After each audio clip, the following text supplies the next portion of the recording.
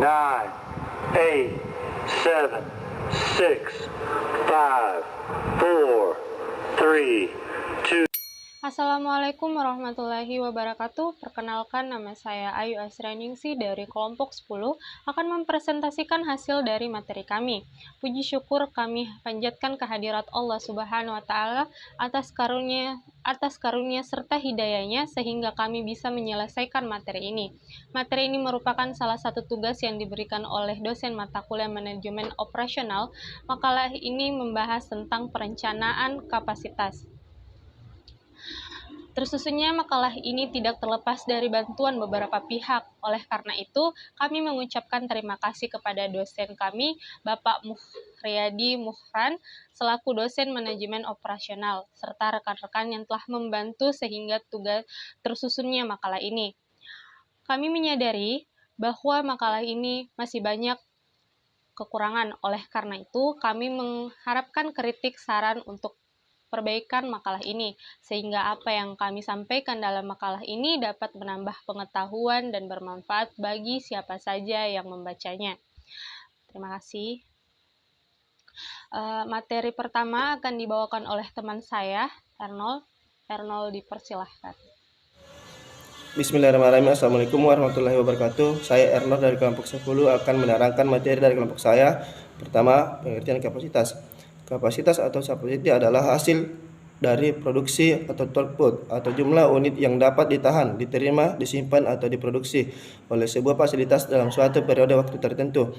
Kapasitas adalah kemampuan pembatas dari unit produksi untuk produksi dalam waktu tertentu dan biasanya dinyatakan dalam bentuk keluarga atau output per satuan waktu. Pengertian kapasitas dilihat dari segi perspektif.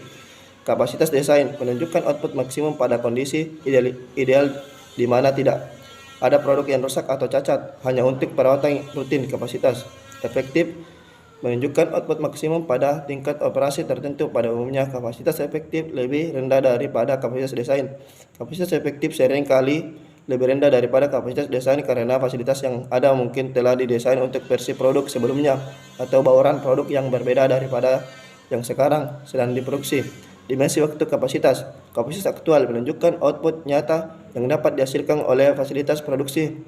Kapasitas aktual sedapat mungkin harus diusahakan sama dengan kapasitas jangka panjang lebih dari 1 tahun. Merupakan sebuah fungsi penambahan fasilitas dan peralatan yang memiliki lead time panjang. Kapasitas jangka menengah 3 hingga 18 bulan. Hal ini merupakan tugas perencanaan keseluruhan dapat berupa ditambahkan peralatan karyawan dan jumlah shift, dapat pula dilakukan subkontrak dan dapat juga menggunakan persediaan. Kapasitas jangka pendek biasanya hingga 3 bulan. Perhatian utama terletak pada penjadwalan tugas, penjadwalan karyawan dan pengoleksian mesin. Sangat sulit untuk mengubah kapasitas jangka pendek sehingga biasanya digunakan kapasitas yang sudah ada. Kapasitas menentukan: A. Persyaratan modal sehingga mempengaruhi sebagian besar biaya tetap. B. Menentukan apakah permintaan dapat dipenuhi atau apa kapasitas yang ada berlebihan. Jika kapasitas terlalu besar, sebagian fasilitas akan menganggur dan akan memakan biaya tambahan yang dibebankan pada produksi yang ada. Tujuan perencanaan kapasitas: pencapaian tingkat utilitas tinggi dan tingkat pengambilan investasi yang tinggi. Penetapan ukuran kapasitas sangatlah menentukan. Untuk pengukuran kapasitas bisa Anda tetap melihat di layar. Kapasitas dan strategi. Ke-10 keputusan MO, begitu juga elemen organisasi lain terpengaruh oleh adanya perubahan kapasitas. Perubahan kapasitas akan berdampak pada penjualan dan arus kas, begitu juga kualitas rantai pasokan atau supply chain, sumber daya manusia, dan pemeliharaan. Pertimbangan strategi sebagai tambahan integrasi yang ketat antara strategi dan investasi. Terdapat 4 hal yang harus dipertimbangkan, yaitu: A. Peramalan zaman yang akurat. B. Memahami peningkatan teknologi dan kapasitas. C. Menemukan level operasi optimum atau volume. D. Dibuat untuk perubahan. Pengelolaan permintaan. Walaupun terdapat peramalan yang baik dan fasilitas yang dibangun sesuai dengan peramalan tersebut, dapat terjadi ketidakcocokan antara permintaan aktual dan kapasitas yang tersedia. Ketidakcocokan ini dapat berarti permintaan melebihi kapasitas atau kapasitas melebihi permintaan. Perusahaan dapat memiliki beberapa pemilihan. Permintaan melebihi kapasitas. Jika pemerintah melebihi kapasitas, perusahaan dapat dapat membatasi penjadwalan dengan lead time yang panjang dan mengurangi bisnis dan keuntungan marginal. Solusi jangka panjang biasanya dilakukan dengan cara meningkatkan kapasitas. Kapasitas melebihi permintaan. Jika kapasitas melebihi permintaan, perusahaan mungkin menginginkan untuk merangsang permintaan melalui pengurangan harga atau pemasaran yang agresif, atau mungkin menyesuaikan diri terhadap pasar melalui perubahan produk. Penyesuaian pada permintaan musiman. Sebuah pola permintaan musiman atau siklus permintaan merupakan tantangan yang lain pada kapasitas.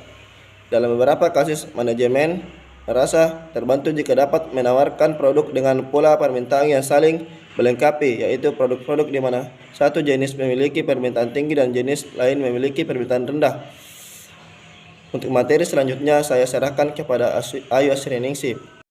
Baiklah, saya akan melanjutkan materi selanjutnya, yaitu penentuan kapasitas. Menentukan kebutuhan kapasitas masa depan bisa menjadi prosedur yang rumit, yang sebagian besar didasarkan kepada permintaan di masa yang akan datang. Jika permintaan barang dan jasa dapat diramalkan dengan tingkat ketepatan yang memadai, maka penentuan kebutuhan kapasitas dapat langsung dilakukan. Penentuan kapasitas biasanya membutuhkan 2 tahap, yaitu tahap pertama, permintaan masa depan diramalkan dengan modal tradisional. Tahap kedua, peramalan ini digunakan untuk menentukan kebutuhan.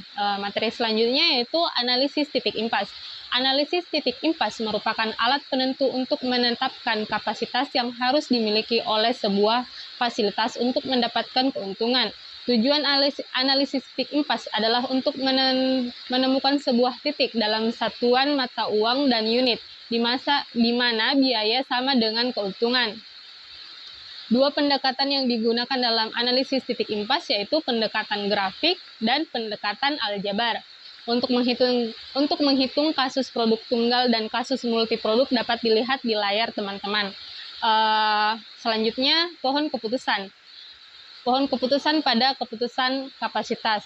Pohon keputusan atau decision tree merupakan sebuah tampilan grafik proses keputusan yang mengindikasikan alternatif keputusan yang ada, kondisi alami dan peluangnya, serta imbalan bagi setiap kombinasi alternatif keputusan dan kondisi alami. Kriteria yang paling sering digunakan untuk menganalisis pohon keputusan adalah MVP atau Expansion Monetary Flow.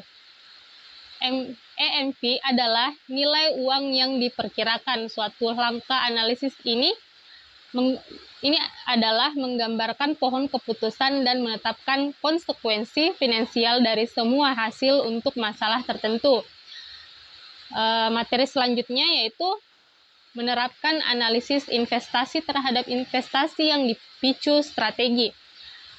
Manajer operasi merupakan pihak yang bertanggung jawab untuk return on investment atau ROI, di mana manajer harus memilih dari beragam pilihan keuangan juga alternatif kapasitas dan proses yang tersedia. Analisis harus menunjukkan investasi modal, biaya variabel, dan arus uang. Begitu juga net present flow. Net present flow adalah cara menentukan nilai yang terpotong dari penerimaan kas di masa depan. Rumus present flow yaitu V sama dengan F per 1 tambah I pangkat N. Di mana P yaitu present flow, F future flow, I tingkat suku bunga, N jumlah tahun. Menentukan net present flow dari penerimaan masa depan dengan nilai yang setara. Investasi yang menghasilkan sederetan nilai uang yang sama dan seragam untuk menetapkan nilai sekarang dari sejumlah uang di masa depan yang dinamakan sebuah anuitas.